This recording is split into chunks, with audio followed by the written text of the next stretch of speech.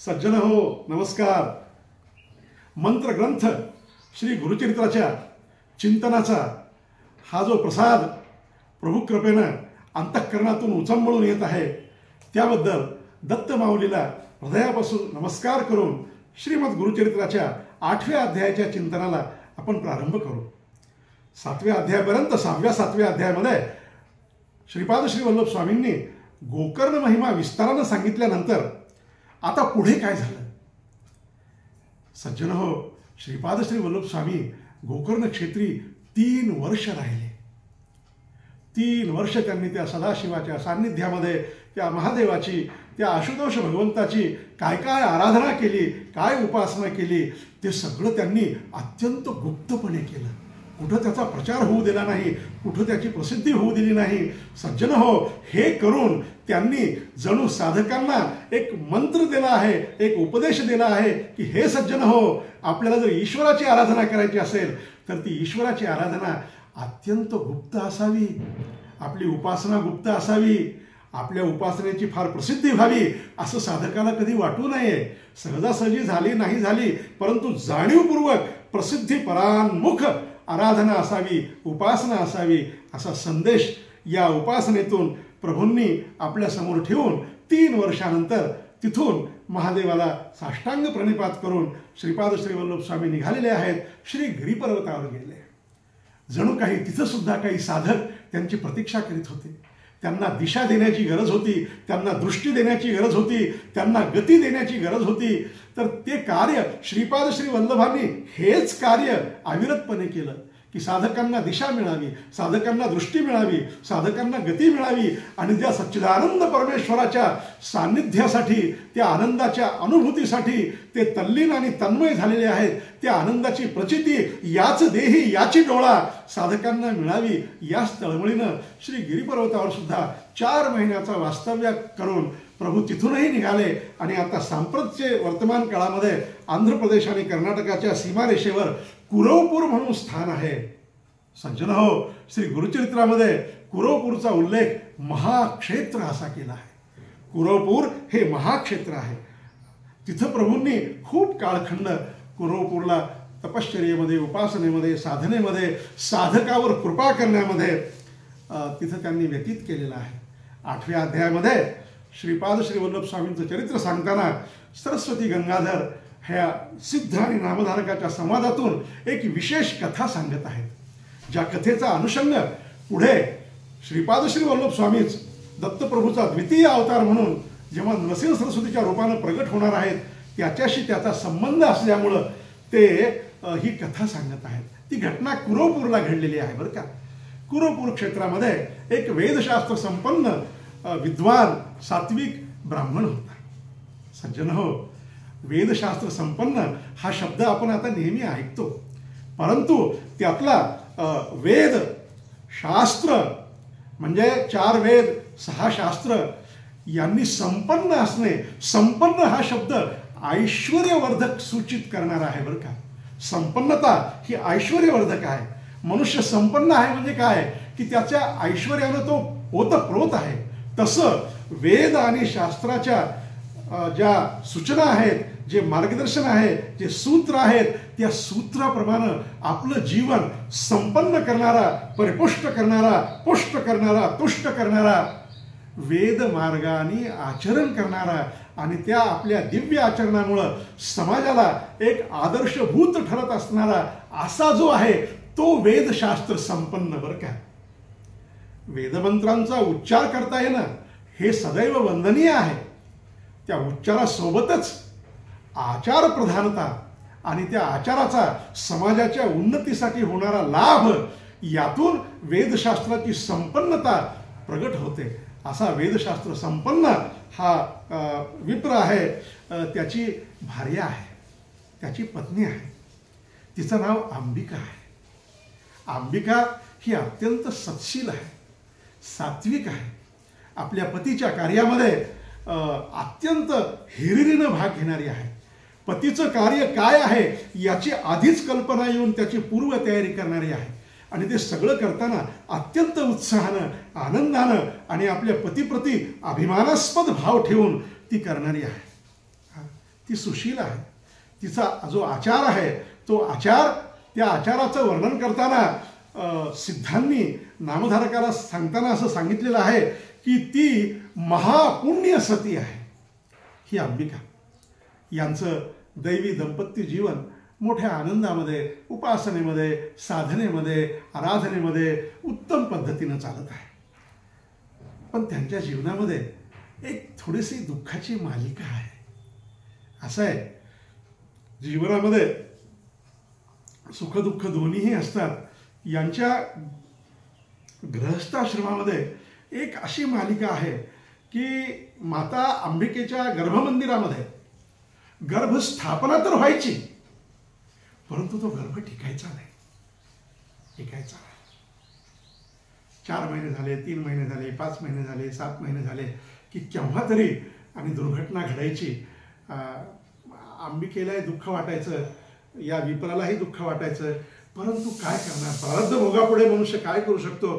तरीही परंतु ते दुःख जरी असलं तरीही त्या दुःखाला बाजूला सारून ईश्वराच्या पूजेचा आनंद, ईश्वराच्या संकेतानं चालण्याचा आनंद, ईश्वरी उपासनेचा आनंद ते दंपती घ्यायचं. होता होता काहीतरी असं घडलं की त्यांना एक मुलगा झाला. 9 महिने 9 दिवस पूर्ण होऊन पुत्र प्राप्ती झाली. विप्राला आनंद वाटला, अंबिकेला समाधान वाटलं की या विद्वान कुळाचा पुढे वारसा चालवण्यासाठी एक पुत्र आपल्याला लाभला. ते दोघेही दंपती आनंदामध्ये होते, परंतु तो आनंद जास्त काळ टिकला नाही. मुलगा जसा जसा मोठा व्हायला लागला तसं तसं असं लक्षात यायलं की हा मुलगा हे बुद्धीच्या त्याची जी गती आहे ती अत्यंत मंद आहे, मंद बुद्धी आहे. आणि थोडा मोठा झाल्यानंतर त्याला काही शिकवायला सांगायला लागले तर त्याला काही ते कळलं गेलं. जे शिकवत होते ते लक्षात येईन गेलं. थोडं मोठं झाल्यानंतर, थोडं वयात आल्यानंतर त्याची मौंज केलीनंतर वेदशास्त्राच्या अध्ययनासाठी त्याला ठेवलं, पण लक्षात यायला लागलं की त्याला काही कळलं, त्याला काही समजलं. सज्जन हो, कथेचा हा भाग आहे हे तर खरंच आहे, परंतु हे अध्याय वाचताना, ही कथा वाचताना मला नेहमी असं वाटतं की त्या विप्राच्या पुत्राला काही कळत नव्हतं. आपणही तसेच आहोत का? आपल्याला तरी काय कळतं? मी कोण, कोठून आलो, कसा हो, हे काय आपल्याला खरंच कळतं? आपणही परमार्थाच्या दृष्टीनं, साधनेच्या दृष्टीनं, उपासनेच्या दृष्टीनं त्या पुत्रासारखेच आहोत का? त्यालाही काही कळत नव्हतं. आणि अज्ञानामुळं, त्याच्या अज्ञानामुळं मायबाप दुःखी झाले. सज्जन हो, एक लक्षात घ्या की अज्ञानामुळं दुःखी व्हावं. श्रीमंती मिळाली नाही म्हणून दुःखी होणारे आपण पाहतो, सन्मान मिळाला नाही म्हणून दुःखी झालेले आपण पाहतो, कीर्ती मिळाली नाही म्हणून दुःखी झालेले आपण पाहतो. आपण उपकार केलेत पण त्या उपकाराची जाणीव समोरच्यानं ठेवली नाही म्हणून आपण दुःखी झालेलेही माणसं पाहतो. परंतु हे परमेश्वरा, तुझ्या या विश्वामध्ये मी जो आलो आहे तो कशासाठी आलो आहे याचं मला ज्ञान नसणं, मी अज्ञानी असणं, याचं कधी दुःख होईल का? याचं दुःख व्हावं बरं. गुरुचरित्र साधकाला फार उपासनेचे उत्तम मार्ग सांगतो की ही गोष्ट व्हावी की अज्ञानाचं दुःख व्हावं. आणि चलता चलता सांगू, अज्ञान म्हणजे काय? आज आपण विश्वविद्यालयामध्ये, महाविद्यालयामध्ये, विद्यालयामध्ये अगदी बालवाडीच्याही खालचे वर्ग निघाले आहेत. तिथपासून आपण सगळेजण ज्ञान मिळवण्याचा प्रयत्न करतो आणि असं समजल्या जायचं की खूप शिकला म्हणजे खूप ज्ञानी झाला. पण खरंच का? ज्ञान म्हणजे काय आणि अज्ञान म्हणजे काय? सज्जन हो, की आम्ही गमतीनं सहज सांगत असतो की माझं काय आहे आणि माझं काय नाही हे कळणं म्हणजे ज्ञान. कोणाचे हे घर, हा देह कोणाचा, हे कळणं म्हणजे ज्ञान. मी मनुष्य जन्माला का आलो, माझं मनुष्य जन्माचं सार्थक कशामध्ये आहे, हे कळणं म्हणजे ज्ञान. त्या पातळीवर आपण सुद्धा जवळपास सगळेजण त्या अंबिकेच्या मंदमती पुत्रासारखे आहोत का, याचाही या निमित्तानं आपलं आपण आत्मचिंतन करावं. सांगणारा सुद्धा अज्ञानीच आहे याची त्यालाही जाणीव असावी. की खरोखरच आपल्याला हे जमल का? तो विप्र दुःखी, त्याची आई दुःखी. खरं सांगू, त्यालाही दुःख वाटायचं की आपल्याला काही कळत नाही. काळाच्या ओघामध्ये काय झालं, ते अंबिकेच्या पतीचं देहावसन झालं आणि ह्या अशा अडाणी मुलाला घेऊन ती जीवन कंठायला लागली. गावातले लोक त्या मुलाची निंदा करायला लागले, त्या मुलाची टीका करायला लागले, त्याला म्हणायला लागले की अरे तू दगडासारखा जन्मलास, तुझ्या पितेयाचा आचार हा चहूराष्ट्रामध्ये प्रख्यात होता. इथं आचार शब्द वापरलाय बरं. वेदांच्या उच्चारातून वेदांच्या आचाराकडे जेव्हा साधक वळतो तेव्हा तो विश्वकल्याणाचा दीपस्तंभ ठरतो. हे गुरुचरित्र आपल्याला सांगत आहे. त्याला दुःख वाटायचं, त्याला वाईट वाटायचं, त्याच्या आईला वाईट वाटायचं की हा अज्ञानी आहे, अज्ञानी आहे. सज्जन हो, या कथेतून पुन्हा पुन्हा आपण या मुद्द्याकडे वळावं की आपण सुद्धा अज्ञानी आहोत. मात्र आपण त्या अज्ञानामुळे दुःखी होत नाही. आपण त्या अज्ञानातच सुख भोगतो. चला पुढे. एक क्षण असा आला जीवनामध्ये की सगळ्यांच्या निंदेमुळं तोही दुःखी झाला, तोही कष्टी झाला, त्याची आई कष्टी झाली. त्या दोघांनाही असं वाटलं की असं अज्ञानी जीवन काय करायचंय जगून, चला आपण मृत्यूला सामोरं जाऊ. आणि ते गंगेमध्ये प्राण देण्यासाठी दोघेही माता आणि पुत्र निघाले. असे गंगेमध्ये जीव द्यायला बुडणार तर त्यांनी पाहिलं की त्या गंगेमध्ये श्रीपाद श्री वल्लभ स्वामी स्नान करत आहेत. स्नान करतानाचं त्यांचं दिव्य तेजपुंज स्वरूप पाहिलं. जणू काही असं वाटलं साक्षात दत्तप्रभू आहेत. आणि त्यांना पाहिलं, त्यांना हात जोडले, म्हणले प्रभू आत्महत्या करणं दोष आहे, ही गोष्ट खरी आहे, परंतु आता आम्ही अज्ञानाचा बोज सहन करू शकत नाहीत, म्हणून आम्हाला आत्महत्येला परवानगी द्या. हा कृपाळू, कनवाळू, दयाळू सद्गुरू हा कसा कुणाला मरू देईल बरं? अरे अज्ञानाला ज्ञानी करण्यासाठी, पतिताला पावन करण्यासाठी तर सद्गुरूचा अवतार आहे. त्यांनी त्या लेकराला हाताला धरलं. चल म्हणले माझ्याबरोबर. बाहेर आणलं. म्हणले का आत्महत्या करीत आहात माई तुम्ही? त्यांनी सगळं कारण सांगितलं. अंतर्मनामध्ये श्रीपाद श्री वल्लभ स्वामींचं हृदय गलबलून आलं की ज्ञानाच्या अभावामुळे जगावं वाटू नये, ही साधकाची कोणती तरी एक अवस्था आहे. त्या अवस्थेतून त्याला बाहेर काढू आणि त्याला ज्ञान संपन्न करू. तरीही परंतु श्रीपाद श्री वल्लभ स्वामींचा 2 साधनेवर फार भर आहे. एक म्हणजे व्रत आणि दुसरं म्हणजे तीर्थयात्रा. तर त्यांनी त्या आईला एक व्रत सांगितलं की माय तू तुझ्या लेकरासाठी प्रदोष व्रत कर. महादेवाचं व्रत आहे. दिवसभर काही अन्नप्राशन करू नये. सायंकाळी महादेवाची पूजा करावी आणि मग सायंकाळी महादेवाला नैवेद्य दाखवून अन्न ग्रहण करावं. आपल्याकडे हल्ली आपण प्रदोष करतो, आपल्याला प्रदोष माहीत आहे, परंतु तुम्हाला सांगू, प्रदोष हा संततीला ज्ञान संपन्नतेचं वरदान देणारं व्रत आहे. आपली संतती ज्ञानी व्हावी, सद्गुणी व्हावी, आचार त्यांचा अत्यंत लोकांना प्रिय असा व्हावा, याच्यासाठी प्रदोष व्रत आहे. प्रदोष व्रत संततीला सुख होण्यासाठी आहे, संततीला ऐश्वर्य मिळण्यासाठी आहे.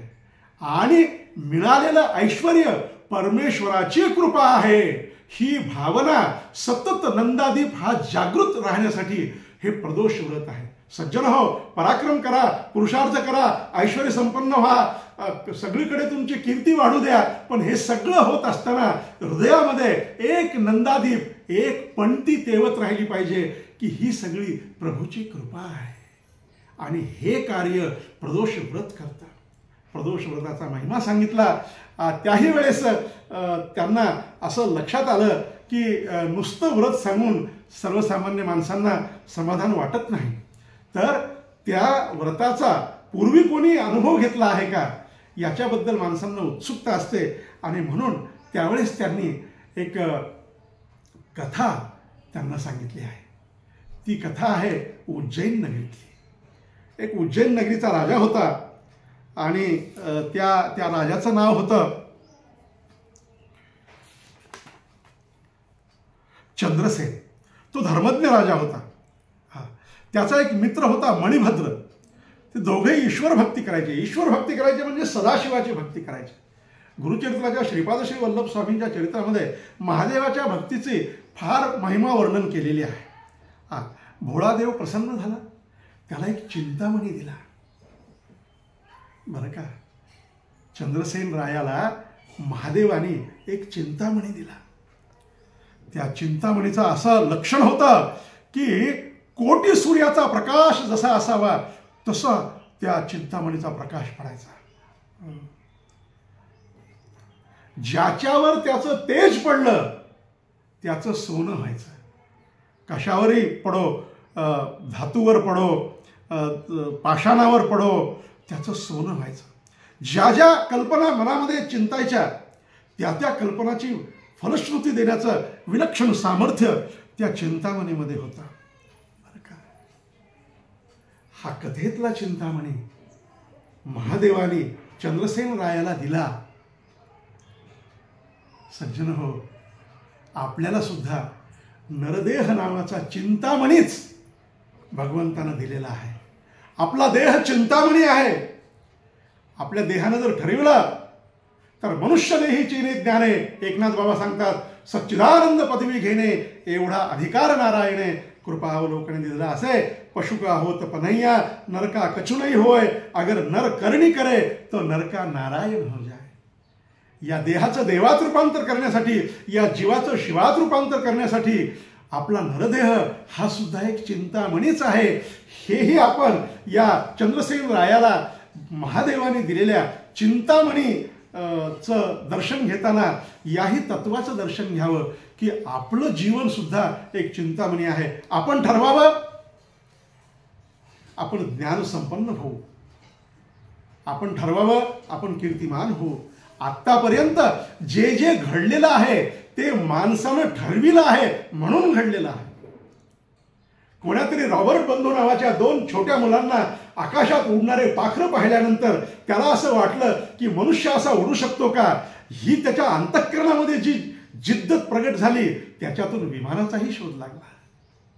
जे आज विज्ञानाचे जे विलक्षण शोध लागले आहेत आणि आपण जे सुविधांचा लाभ घेत आहोत ते मानवी प्रयत्नाच्या, मानवी इच्छाकांक्षाचा हा चिंतामणी आहे. मानवी देह, मानवी बुद्धी, मानवी विचार, मानवी आचार हा चिंतामणी आहे.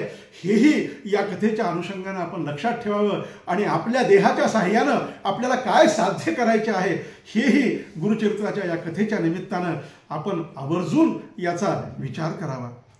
असा चिंतामणी त्या राजाकडे असल्यामुळं अनेक जणांना असं वाटायचं की काहीतरी असं घडावं आणि हा चिंतामणी आपल्याला मिळावा. काही जणांनी मैत्री करून पाहिली, मैत्रीतून चिंतामणी मिळाला. काही जणांनी थोडंसं भांडण करून पाहिलं, चिंतामणी काही देईना राजा, चिंतामणी काही देईना. शेवटी मग सगळे त्या चिंतामणीचे ज्यांना लोभ लागलेला आहे ते सगळे एकत्रित आले. म्हणले आपण सगळेजण मिळून ह्याच्यावर हल्ला करू आणि आपण त्याच्यापासून चिंतामणी हिसकाटून घेऊ. म्हणजे आपल्यापैकी कोणाला केव्हा मिळेल नाही मिळेल काही माहीत नाही, पण त्याच्याजवळच आता जाईल ना. ही मानवाची वृत्ती. म्हणजे मला लाभ हो की न हो, दुसऱ्याचं नुकसान झालं पाहिजे ह्या वृत्तीतून बाहेर पडावं. बरं, पण नाही घडलं. सगळ्यांनी मिळून त्या राजावर आक्रमण केलं. आता याच क्षणी एक अशी घटना त्या राज्यात घडत होती की गवळ्याचे 4-5 लेकरं, गवळणीचे 7-8 लेकरं गाई गुरं राखता राखता आणि त्या तिथं त्यांनी असं पाहिलं की अरे इथे एक शिवलिंगासारखा आकार दिसायला दगडाचा. चला आपल्यासाठी तो महादेवच आहे. अहो लोक म्हणतात की तुम्ही कल्पना केली, कल्पना म्हणजे खोटी, असं थोडंच असतं. सगळं संसार कल्पनेवर चालू आहे. आज काय आहे? आज बुधवार आहे. बुधवार आहे म्हणजे काय आहे? सगळ्यांनी मान्य केलेली एक कल्पना आहे. गावाची नावं, शहराची नावं हे सगळे कल्पनाच आहेत. अहो अक्षवृत्त, रेखावृत्त ह्या सुद्धा कल्पनाच आहेत की नाही. नकाशामध्ये आपण नकाशाचा अभ्यास करून त्या गावाला पोहोचू शकतो. असं आमचे गुरुजी गमतीनं म्हणायचे की नकाशा बुडविला म्हणजे काही गाव थोडंच बुडत असतं, परंतु नकाशाचा अभ्यास केला जातो ही कल्पनाच आहे ना. त्या मुलांनी कल्पना केली की हा महादेव आहे. आम्ही आमच्या घरी श्राद्ध पक्षाच्या दिवशी वडिलांच्या फोटोला गंध लावतो. वास्तविक तो गंध तर काचेला लागतो, त्या फोटोच्या फ्रेमच्या काचेला लागतो. मग मी काय काचेचं पूजा केली का? नाही, मी त्याच्या आत माझे जे वडील आहेत याबद्दल माझ्या अंतःकरणात जी भावना आहे त्या भावनेची पूजा आहे. त्या लेकरांना ते पाषाणाचं शिवलिंग दिसलं, ते म्हणले हे शिवलिंग नाही, हा महादेवच आहे. आणि त्या लेकरांनी महादेवाची अशी पूजा केली म्हणतात. लहान लहान लेकरं, अडाणी लेकरं, अज्ञानी लेकरं, काही त्यांना कळत नव्हतं, तरी परंतु त्यांनी तन्मयतेनं पूजा केली. सगळे लेकराची पूजा एवढी रमली की त्या गवळणी वाट पाहायला लागल्या की हे आपले लेकरं कुठे गेले.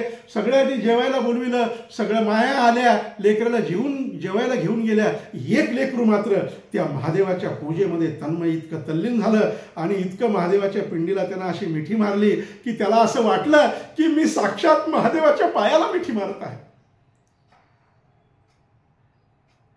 तिकडं राजावर परचक्र आले, इकडं हे गवळ्याचं पोर महादेवाची पूजा करीत आहे. आणि महादेवानं अशी कृपा केली की युद्ध करताना हे सगळे आलेले असताना त्यांनी असं पाहिलं की त्या संपूर्ण राज्यामध्ये महादेवाच्या कृपेनं ह्या पोरानं जी तपश्चर्या केली, पूजा केली, त्या पूजेच्या महादेवातून असे असंख्य प्रकाश किरण प्रगट व्हायला सुरुवात झाली की सगळं ते डोळे दिपून गेले सगळ्यांचे. मग त्या दिपलेल्या डोळ्यांनी त्यांच्या डोक्यात प्रकाश पडला की ज्या राजाच्या राज्यामध्ये एवढा प्रकाश आहे त्याच्याशी दुश्मनी काय करावी. आणि संध्याकाळ झाली, प्रदोषाची वेळ म्हणजे संध्याकाळचीच वेळ. राजा सुद्धा आला बाहेर. अरे म्हणला असं काय घडलं आहे की तिन्ही संध्याकाळी सुद्धा सगळीकडे प्रकाश पसरला आहे. तर म्हणले ते लेकरू महादेवाची पूजा करत आहे आणि महादेव प्रसन्न झालेत आणि सगळीकडे प्रसाद आहे.